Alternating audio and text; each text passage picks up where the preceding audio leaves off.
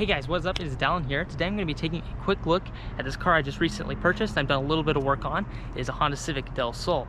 I'm just going to be doing a basic walk over some of the things I have planned for this vehicle, just kind of showing you how I like it, things that I don't like, drivability wise, interior wise, showing you kind of what that looks like if you've never seen it, and then just going over a few things. First of all, I'm just going to lay out some basic specs for you. This is a 1995 Honda Civic. I think they did drop the Civic nomenclature for that model actually, so it would technically just be a Honda Del Sol. This is an SI, which means it does get a D16 single cam Z6, which is still a VTEC motor, a little bit power over the basic model, which is the S, but these vehicles also came with an SI or slash VTEC trim. I'm not exactly sure how they did the nomenclature there, but that would give you a B16 rather than a D series. Kind of more sought after, gives you a lot more power just out the get-go. Definitely kind of an upgrade for the car to start out with, but this is kind of your in-between model. And honestly, for the feature set it has, pretty good. The motor, still pretty decent for what you're looking for. This does come equipped with a target top, which is a removable kind of half convertible, if you will. It's basically like if you had a convertible that only removed what's above you, similar to a T-top without a bar and without a window. One of the features I care about on this vehicle, but not something that I purchased it for. One of the things I do like is it does have a rear window that does roll down. I really like that. That's kind of some of the interior things. The thing I really like about this vehicle is it's almost completely stock. The only thing that's different from factory is it has a yellow valve cover, as well as just some suspension changes. I've done some of them just recently. All I've done is the caster camber kits. I have modified the rear to accept tow as well, so I have a fully adjustable suspension at this point, and then it has coilovers. Honestly, the coilovers I'm not a fan of. I'll get into that in the drivability section, but those are basically all the things that have been done to this vehicle from stock. Everything else is completely factory, which is something I really like about this vehicle, is it's very hard to find any kind of Honda, because they've just been so cheap, that isn't completely run to the ground. I really like starting with a stock car and then going from there, or even a lightly modified one that's been done right. I think the only other thing they've changed is a clutch. I'm not a huge fan of this one, as it does seem to be more on the cheap performance side, like something you get on eBay, where it's like they want to be really grabby and they claim high horsepower numbers, but you lose a lot of that softness, right? So when you're like going in between from like basically from a roll or whatever, you have to give it a little bit more gas, and it grabs a lot firmer than a factory clutch. I've driven one of those. I really like the performance of that clutch more than this one. Other than that though, completely stock, and everything that I don't like is easily changeable. We're now going to get into the drivability segment, so let's head there. All right, so let's get into this. This is the first time I've ever actually recorded my car and drove at the same time. So let's get started. There we go. One thing I really love about this car is just the display of the dash. I don't know why, but it just all comes together really nicely, and I really enjoy that. That's something I really love about this Honda Del Sol. Just how nice it is to look at. Hey, yo, no, we're not going to listen to that right now. I do have an aftermarket radio that was already in here. I actually replaced it with a Bluetooth unit, and currently the AC is broken. Add that to the list of things to fix on the project car, right? But one of the other things I like is if I just sit here, I don't know how well you can see, but the actual visibility side to side, this car is just so wide open. And you might be able to see me in the corner because I have a wide view mirror. But anyway, this is just going to be the drivability segment, how well I enjoy driving the car, and some of the issues I have with that. So one thing I really dislike about it at this moment in time, how low the car is. Now I'm not afraid of low cars by any means. Sorry, I'm looking at my rear view mirror here while I'm talking. One thing I really dislike about this car is how low the vehicle is. I'm not opposed to low cars by any means. Most of the cars I've had, other than my truck, have been low, but that kind of brings a select set of issues. One thing, my driveway is very rigged. There's a pretty big angle on how to get up, and whenever I go the way I'm about to go, I generally scrape. Let's see if I do it this time or not. No, got away with it. I have raised it up a little bit just by adjusting the camber, which is something I did within alignment. But anyway, now we're getting into the drivability. Remember, this car is completely stock. There's nothing that's really been done to it other than some basic suspension mods. And what I mean by that is some coilovers that ride really harshly. It's actually something I really dislike, as well as I went through and done all the caster and camber kits, as well as the tow kits in the rear. So other than that, this car is 100% stock, drivetrain wise, suspension wise, everything like that. Maybe I'm gonna see if the AC in this does work, because it is a little warm here in the middle of the day. I don't know, it's weird. Like, it worked great when I bought the car. I think it just has a slow leak. Shift down. And so over time, it's just basically making the air not as cold. It blows a little warmer. I can fix that. It's not something that I'm opposed to doing or something that's out of my range, but overall, just something that bothers me about this car. There's a couple little things like that, but overall this is like something I'm going to be piecing together. That's why it's called a project. This guy in the Infiniti going to get in front of us here, which I'm more than okay with at this point in time. Another thing that really kind of bothers me as well is this car seems to have a little bit of road noise. Nothing too excessive, but it is definitely noticeable, and that is something I dislike about my cars. I hate drone and I hate road noise, things like that. But you know, buying 90s JDM, I feel like that's something you should expect. Overall is just road noise, as well as some rattles, creaks, and things like that. Those are all issues I'm going to be actively trying to get away from. But here I'm going 50. I don't know how loud you can hear the road noise, but to me this is something that is a deal breaker.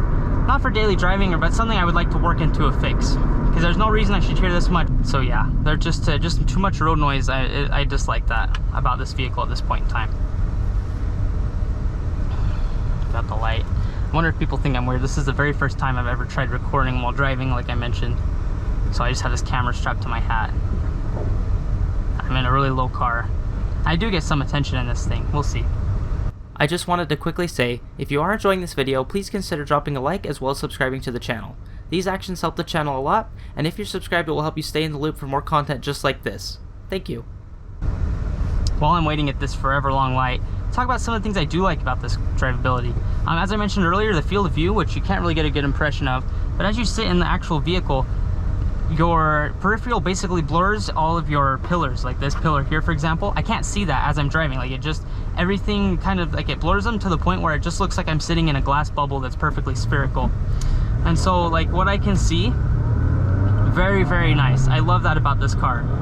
Another thing I really like the way everything's positioned on the interior. Where my hands fall, or my elbows rest, where the shifter is, all that feels extremely natural. For example, here, where my elbow sits to my shifter is almost completely parallel. And I just really like that about this vehicle. It feels just very nice to sit in. Like the seat positioning and everything, all just feels very nice and intuitive and natural. The clutch pedal feels great. And okay, I'm originally more of a V8 American guy. The car before, basically, I got into the JDM scene. I had a Mustang, a Fox body Mustang. That thing, I'll talk about that maybe a separate time. Love that car. Would not stay running to save its life, no matter what I tried. That's why I got rid of it. But that transmission was very notchy, and some of the later additions of transmissions that came in those Mustangs were even worse. Like the New Edge series, I drove one. Very, very notchy transmissions. Hard to get used to if you haven't drove something like that. Not terrible, but just it takes a little getting used to. This car is the perfect, and the other Honda I have, very perfect blend, I feel, between between notchy and plush. I don't really know how to describe it, but let's see. Oh, I hit my hat on the window. That's funny. I don't know, like when you get into a gear, it feels very firm and responsive, but there's enough kind of floating and playing in the actual shifter to where it's not like a chore to drive. It's just enjoyable to shift gears. Like you know when you're in one, but it's not like a very set, firm place you need to go. So it ends up being a very enjoyable experience. I'm gonna head down this road as I believe I know where this goes. These bumps are not forgiving at all. You definitely feel every amount of that.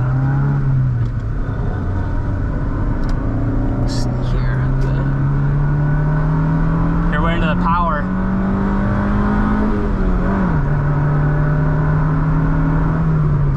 That's kind of something that's also a little lackluster with a stock Del Sol is, you know, you really have to wind this thing out to get anything out of it, and when you're getting stuff out of it, you're really not getting that much. It's a stock D series from the mid 90s. You're not really getting too much, you're not asking for too much at the same time. Overall, I feel like it's not terrible. Like you're getting just enough power for it to be kind of a fun daily driver, but nothing that's going to get you in trouble. So if you're really trying to wind it out, you're gonna have a lot of shifting and a lot of going through like the motions. And I can go pretty, like with the suspension the way it's set up, I can go pretty sharp around corners, so it's still enjoyable, but it's definitely nothing like a track monster or like a drag race car where you're just balls to the wall power. Let's kind of get in some of the interior segments of this vehicle. Like I was saying, this is kind of the dash I was looking at. I just love the way it looks and feels. I love the little sports car emblem you have down here. Let's see if I can get a better view of that with the sun. Shows you the time and the car. The car has a display that does adjust. For example, if I roll the window down in the back, that shows. If I pop the trunk, it will also show a little red bar on there as well. But overall, just the feel that this gives me, I just love that about the car. Steering wheel, everything is stuck. You have some controls up here. Auxiliary lighting, when your lights are on, you can push this switch right here and it'll turn your basically fog lamps on. Cruise control, something that also does not currently function. I want to find out why. Definitely not a concern for me at this time, as I very rarely ever use it. Over here you have some more controls. You have your rear window heater as well as your hazard switch. Overall, generally good placement for everything. Buttons on the side here, very good placement, feels very intuitive. Like I was saying, you'll take your hand off the wheel, hand naturally rests almost exactly where they're at unless you put them on your lap like this. Power locks, this car does kind of have some of the nicer features as it is an S size, so I have power locks, power windows. Moving over, AC controls, very intuitive, very simple Honda. Other than that, some other cool interior features. There is a little bit of a vent blowing some cold air this way on you. Obviously the manual, shift knob, factory, and that. More cool things, cigarette lighter and ashtray built in here. Finally, you have another armrest here, which I usually use to hold my glasses, with a very cool addition of actual cup holders, if I can get those out with one hand. There we go. Not super functional for today's modern large drinks, but definitely good enough to hold a couple cans as well as some sodas. If you actually look behind the seats, sorry I have a work shirt there, you have two areas for storage. You have a storage here, and then one behind the driver's seat as well. These also have cool little valet locks, so if you had two sets of keys, which I do not, you're able to lock this, so if you valet the car, no one can open these. That feature is also transitioned over here down below, where you can pop the trunk with this lever, the gas door, and then as well it has a valet lock here, so you can valet the car without worrying about people getting in your trunk if you had something stored in there, as well as the gas. I don't know if you're worried about them siphoning gas. Both of these will not function with that key locked. Talking about the visors, they're very small and they don't offer a whole lot of visibility difference, but it is a very small car, so that's not super important there. Finally, the target top, the way you take this off is there's little handles. You'll actually push this latch in to the unlock position where it's red, and you can twist this handle down and it'll allow you to remove the roof section of this vehicle. Now I'm going to go ahead and move over to the engine bay. We'll take a quick look at the trunk as well. All right, so let's start with just a walk around of the vehicle as it sits currently. Headlights are a little faded. That might be something I address in a minute. We do have the yellow fog lamps, so that does glow yellow in the night, and then just obviously some damages from running. Currently have some Ditto tires on there, actually one of my more preferred brands. I'm not sure exactly what kind of wheel these are. They are more of a name brand if I'm aware. My buddy actually sold this to the guy I bought the car from. He's asking for them back, but I don't think I'll do it. One thing I do want to do is take them, clean them, repaint them, get them sprayed, because these have lived 3 different colors to my knowledge. It looks like they have a base color, and then that's been primered over, repainted red, which has been sprayed over a gray, and then a black. Something I definitely want to change. But overall, car is pretty much dent free. A couple minor ones, for example, one there on the gas door, nothing too major. And then just a nice little walk around of the vehicle here. Del Sol, it is an SI non-VTEC package. So it has a VTEC D series, but not the B16 VTEC. Another addition I want to change, do the delete. Like here you can get for EGs. I wonder if there's one for the Del Sol, as I don't use the radio. Basically, just a basic car. I do like the way the trunk sits though, something very unique. And then this is the target top, which is removable. Very easy to do that. You can do it with one person. All right, here's a look under the engine bay. The first thing you might notice, yellow valve cover. I actually dig it. It stands out really well from the car. If I take a step back, pops out of that engine bay. I do have some power steering fluid there just from a previous repair, no longer leaking. But anyway, that's something I really like. Other than that though, everything in the engine bay is stock to my knowledge. Nothing has been modified. Even the exhaust, cat, and everything is all stock. One thing I do want to do that I haven't done yet is just a basic tune-up. I've looked over everything, but I do want to do cap, rotor, plugs, wires, basically all of the maintenance items. Moving around to the back of the vehicle, this is the trunk. Operates just like a standard trunk. Once you pop it, just comes up. Something you will notice is it has a track system in here. You can see these bars, they run along. That is for the target top. It will actually sit down in here, clip into this part here, as well as it has these locks, and then you can lock the top of the vehicle into the trunk of the car, which is awesome. If you still want to use the trunk after you've done that, there's a little switch down here. You can grab a handle, or if the target top is in the way, you can actually reach this, as it only comes to about here.